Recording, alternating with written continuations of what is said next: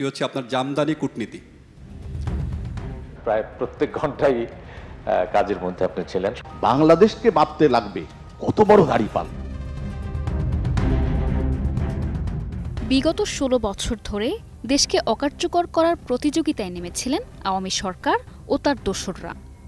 এ প্রতিযোগিতায় দেশের বড় বড় সাংবাদিকরাও কোনো অংশে পিছিয়ে ছিলেন না। এসব কথিত সাংবাদিকরা তাদের প্রতিভা দেখিয়ে আওয়ামী সরকারের নানান অপকর্ম ঢেকে রাখতেন। জুলাই অভ্যুত্থানে দেশের ছাত্র জনতার রক্ত ছড়ানোর ইন্ধনদাতা হিসেবে কাজ করে গেছেন এক শ্রেণীর সাংবাদিক। ২৪-এর ছাত্র আন্দোলনে নিহতদের তথ্য গোপন করে গুজব ও মিথ্যা সংবাদ ছড়িয়ে জাতিকে বিভ্রান্ত করেছিলেন তারা। এই অবমাননা তারা সহ্য করতে পারছেন না। কিছু করণীয় এই রাষ্ট্রের আছে কিনা। দেশ পলাতক সাবেক প্রধানমন্ত্রী শেখ হাসিনার চাটুকারিতা ছিল এসব সাংবাদিকদের প্রধান কাজ। আর এসব চাটুকারিতার জন্য বিভিন্ন সময়ে তারা পুরস্কারও পেয়েছেন। এসব সাংবাদিকরা পেশাদারিত্বের পরিবর্তে চাটুকারিতা, ধান্দা, দালালি আর স্বৈরাচারের চামচামি করে হয়েছেন শত শত কোটি টাকার মালিক।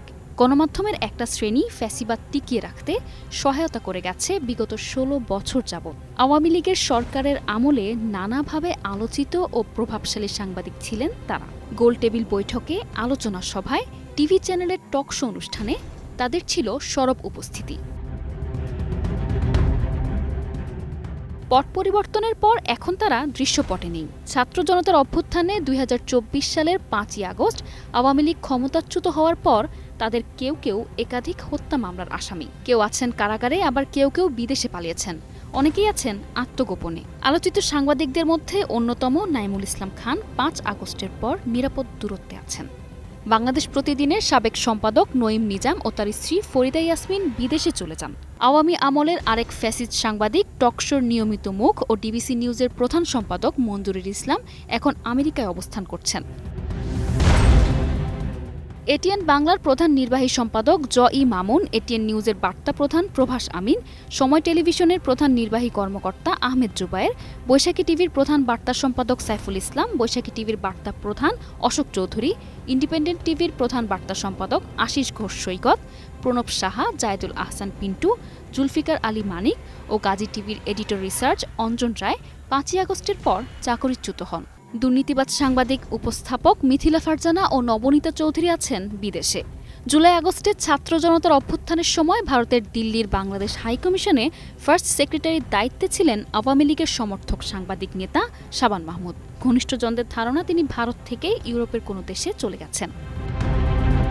দুর্নীতিবাজ আরেক সাংবাদিক ৭১ টিভির ব্যবস্থাপনা পরিচালক মোজাম্মেল বাবু ও দৈনিক ভোরের কাগজের সম্পাদক শ্যামল দত্ত গত ১৬ই সেপ্টেম্বর ময়মনসিংহের ধোবাউড়া সীমান্ত এলাকায় আইনশৃঙ্খলা রক্ষাকারী বাহিনীর কাছে আটক হওয়ার পর থেকে কারাগারে আছেন। ৭১ টেলিভিশনের চাকরি থেকে অব্যাহতি পাওয়া বার্তা প্রধান শাকিল আহমেদ ও প্রধান প্রতিবেদক উপস্থাপক ফারজানা রূপা ২০২৪ সালের ২১শে আগস্ট ঢাকার হজরত শাহজালাল আন্তর্জাতিক বিমানবন্দর থেকে আটক হওয়ার পর থেকে কারাগারে আছেন। বিগত ১৬ বছর ভয়াবহ ফ্যাসিবাদ তৈরির পেছনে কাজ করে গেছেন এসব সাংবাদিকরা। তাদের প্রত্যেকের অ্যাকাউন্টে রহস্যজনকভাবে রয়েছে কোটি কোটি টাকা। এছাড়া এসব সাংবাদিকদের বিরুদ্ধে অভিযোগ আছে গণহত্যাকে বৈধতা দেওয়ার জন্য পরিকল্পিতভাবে ছাত্র জনতার দাবি ও আন্দোলনের উদ্দেশ্য নিয়ে মিথ্যা খবর প্রচার ও প্রকাশ করেছেন।